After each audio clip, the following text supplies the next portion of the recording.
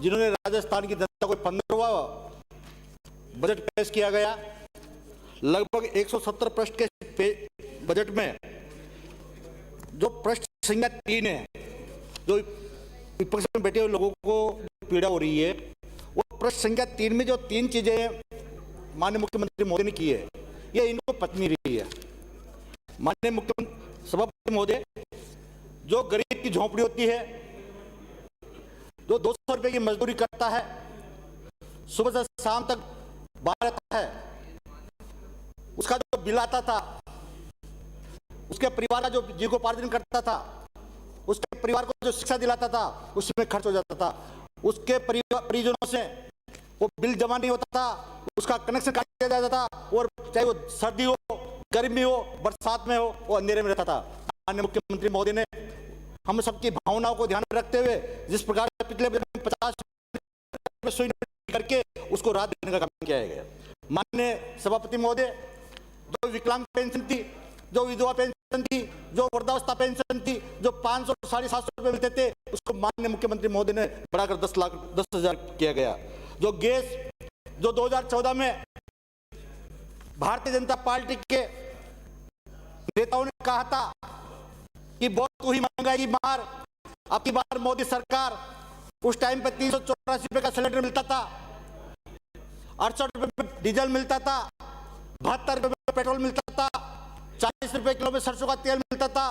55 रुपए किलो में दालें मिलती थी। आज 2023 में वो पेट्रोल 108 रुपए लीटर, वो डीजल 95 रुपए लीटर, वो सरसों का तेल 200 रुपए लीटर, वो गैस का सिलेंडर 1100 रुपए।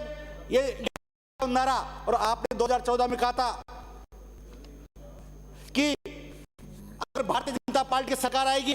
हर साल 2 करोड़ लोगों को रोजगार देंगे। 9 साल हो गए, 18 करोड़ लोगों को आप लोगों को रोजगार देना चाहिए था, लेकिन आपके आंकड़े बताइए, आपकी कितनी और करने मंत्री। आपने कहा था 2022 में किसान की आय दुगनी होगी, 2022 खत्म हो चुका है, 2023 चल रहा है, वो किसान की आय कहां पर दुगनी हुई। इसलिए माननीय सभापति महोदय, राजस्थान के लोकप्रिय मुख्यमंत्री जी जो बजट पेश किया, वो एक इतिहास के पन्नों में लिखा जाएगा। ये करें कि चुनावी बजट है, ये क्रियान्वित नहीं होगा। जब ये चुनावी बजट है, क्रियान्वित नहीं होगा, तो फिर आप कोई कॉलेज की मांग कर रहे हैं, कोई सड़कों की मांग कर रहे हैं, कोई सीएससी की मांग कर रहे हैं, कोई पीएससी की मांग करे। ये मांग करने क्यों कर रहे हो? जब ये बजट पूरा नहीं होगा, जब इसके लिए व्यवस्था नहीं है अर्थव्यवस्था की, तो मांग करने का आपको अधिकार नहीं है। मैं माननीय मुख्यमंत्री महोदय का बहुत बहुत आभार करना चाहूंगा कि जो 12 जिले में जो काम दिए गए हैं, वो इतिहास के पन्नों में लिखा जाएगा। हम राजस्थान के उस जिले से आते हैं जहां पर राजस्थान में 2 बार वसुंधरा मुख्यमंत्री रहे हैं, उनका खुद का लोकसभा रहा है, वो 5 बार सांसद रही है, 4 बार उनका बेटा सांसद है, इसके बाद भी 12 जिला विकास के लिए तरस रहा था। पिछले बजट में माननीय मुख्यमंत्री महोदय को हमने निवेदन किया था कि 12 हर के किसानों को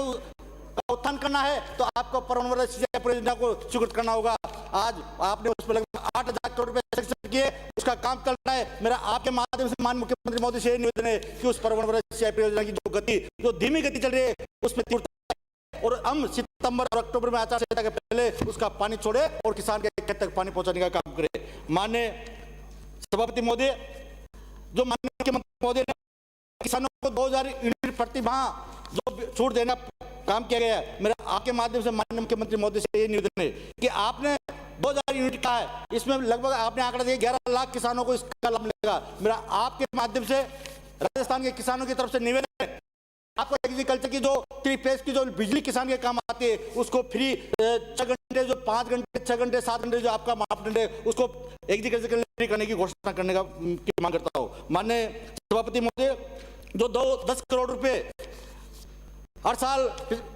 पिछले साल 10 करोड़ रुपए दिए थे, उसके पहले 5 करोड़ रुपए दिए थे, इस बार जो 10 करोड़ रुपए का बजट जो विकास कार्य के लिए हर विधानसभा में देने का जो घोषणा की, मेरा आपके माध्यम से निवेदन है, क्योंकि हमारा जो ग्रामीण इलाका होता है, किसी के 200 गांव होते हैं, किसी के 250 गांव होते हैं, किसी के 300 गांव होते हैं, और उसमें तो 10 करोड़ रुपए को डिवाइडेशन करने में बहुत परेशानी आती है, इसलिए इसको बढ़ाकर 20 करोड़ रुपए किया जाए। साथ ही जो इस बजट में, क्योंकि हमारे यहाँ जो हेडपंप होते हैं, वहां पर वाटर लेवल बहुत डाउन हो चुका है, हमारे 400, 350, 500 मीटर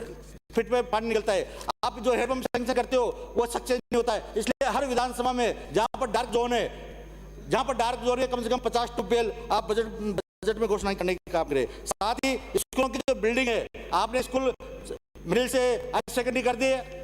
सेकेंडरी से हायर सेकेंडरी कर दिए, लेकिन जो कालांश से जो कक्षा के रूम है वो पर्याप्त नहीं है। इसलिए मेरा आपके माध्यम से निवेदन है कि जो जीर्ण कमरे उनका जीर्णोद्धार करवाया जाए और अतिरिक्त कक्षाओं का निर्माण करवाया जाए। माननीय सभापति महोदय, मेरे 12 नगर परिषद जो इसकी हालत सही नहीं है, उसमें 11 गाँव को और मिलाया गया है, इसलिए वहां पर तो विकास की गति मिलनी चाहिए तो नहीं मिल पा रही है। इसलिए मेरा माननीय सभापति महोदय आपके माध्यम से निवेदन है कि 50 करोड़ आधारभूत ढांचे संरक्षण के लिए 12 नगर परिषद को देने की घोषणा करे। साथ ही 12 जिले में आस्था का केंद्र डोल तालाब, जिस पर पिछली बार आपने 25 करोड़ रुपए दिए थे, उसका काम चल रहा है, उसका सेकंड फेज के लिए माननीय माध्यम से 50 करोड़ रुपए उस पर और घोषणा करने की मांग करता हूं।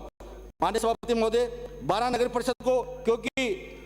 इसकी पॉपुलेशन लगभग 2 लाख के ऊपर है, इसलिए इसको नगर निगम बनाने जाने की मांग करता हूं। अटूर नगर पालिका को ए श्रेणी की बनाने की मांग करता हूं। साथ ही मेरे विधानसभा क्षेत्र में, क्योंकि एग्रीकल्चर पर निर्भर करता है, बिजली का जो वोल्टेज हो तो किसानों को नहीं मिल पाता है, इसलिए मेरे 12 अटूर विधानसभा में कटावर, रिछंदा, मातना, कुरी और खड़गड़ा रामलोतान में 33 केवी जीएसएस बनाया जाए। साथ ही सरहद में